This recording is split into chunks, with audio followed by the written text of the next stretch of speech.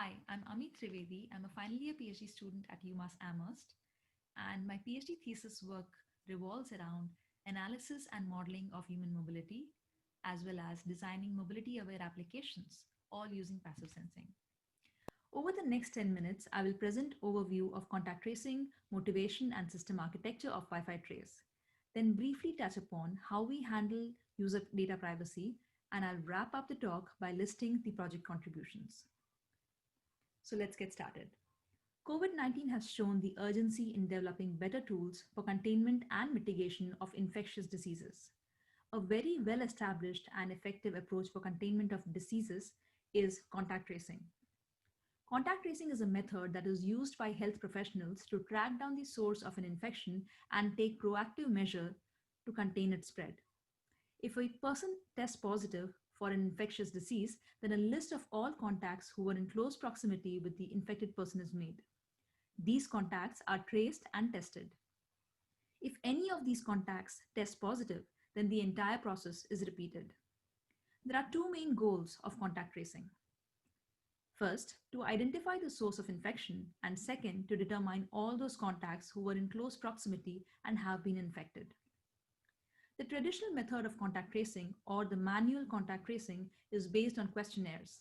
Upon diagnosis, the user is asked to list places visited and other people whom they had come in contact with, and this information is used to contact individuals for further analysis. This process heavily relies on human recollection. I don't even remember what I had for breakfast yesterday. Recollecting things over multiple days is hard. At least for me, for sure it is. Using human recollection of where a person has been over multiple days or weeks can be error prone due to gaps in memory. Also, the manual process is challenging to scale up to large number of users, especially for large outbreaks of diseases, as in the case of COVID-19. Both these problems can be solved using technology-aided contact tracing, as termed digital contact tracing. Bluetooth-based approach for contact tracing faces the critical mass adoption hurdle to be effective. Also, most Bluetooth-based approaches are designed for end users and not for health providers.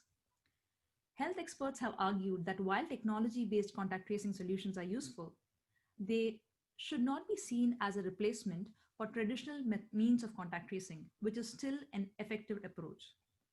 This serves as the main motivation behind Wi-Fi Trace. Our network-centric approach is designed to address this issue.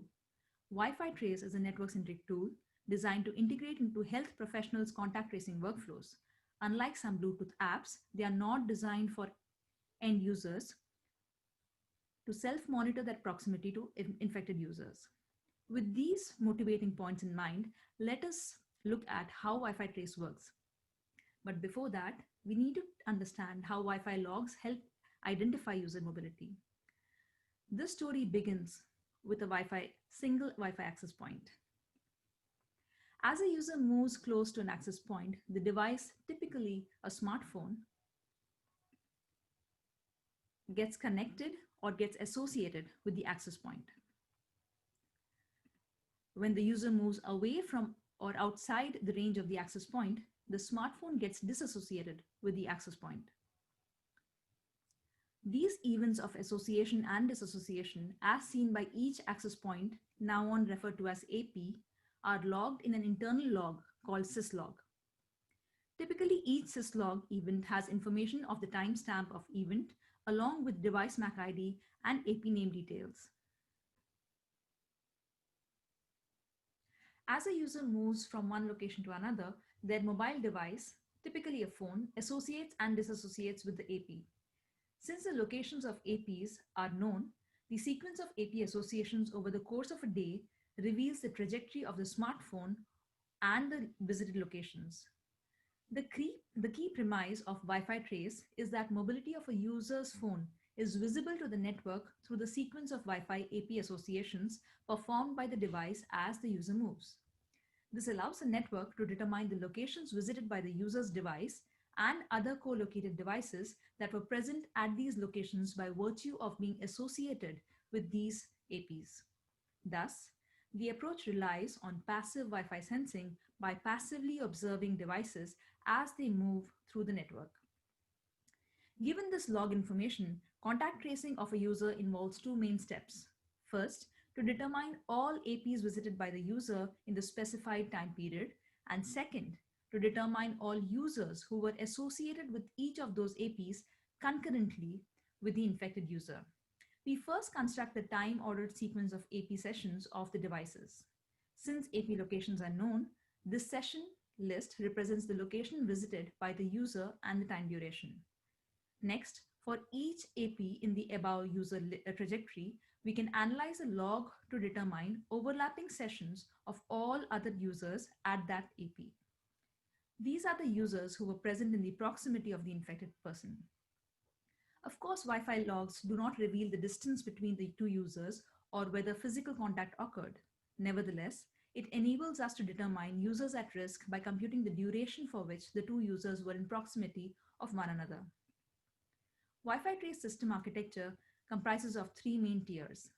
The data collection tier is tier 1, which uses network logging capabilities that are already present in enterprise Wi-Fi systems to collect the Wi-Fi logs of device associations and dissociations to AP within the network. Tier 2 ingests this raw data from tier 1 and converts it into a standard intermediate format. Our final tier, tier 3, ingests the data produced by vendor-specific preprocessors and creates a graph structure that captures the trajectories of user devices. It exposes a query interface for contact tracing. For each query, it uses the computed trajectories over the query duration to produce first, a location report listing locations visited by the infected user, and second, a proximity report listing users who were in proximity of that user and for how long. This tier uses time-evolving graphs and efficient graph algorithms to intersect trajectories of a large number of devices to produce its report. Since contact tracing technologies use location and proximity information of users, they raise important privacy concerns. First, our network-centric tool is aimed at healthcare and medical professionals who perform contact tracing, so the data is not accessible to the end user. All data collected for research has been approved by our IRB and is conducted under a data usage agreement with the campus network IT group that restricts and safeguards all the Wi-Fi data collected. To avoid any privacy data leakage, all the MAC IDs and usernames in the syslogs are anonymized using a strong hashing algorithm. The hashing is performed before syslog data is stored on disk and shared with the researchers. Any data analysis that results in de-anonymization of the users is strictly prohibited under the IRB and signed DUA. Lastly, and most importantly, user consent is required to get authorized identification of masked MAC ID for contact tracing. To conclude, technology-aided contact tracing is becoming an increasingly important tool for quick and accurate identification of co-locators.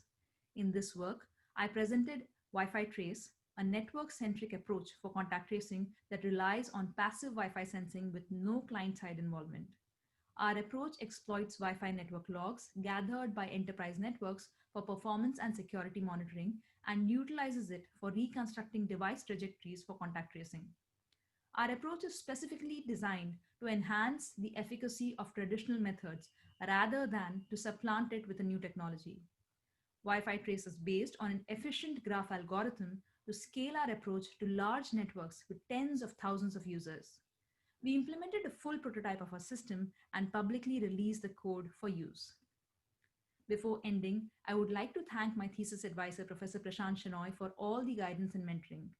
You can get details of a project at the URL on the slide. For feedback and comments, please feel free to reach out to me at my contact details on the slide. With this, I thank you all for your time, and I'm around to take your questions. Thank you.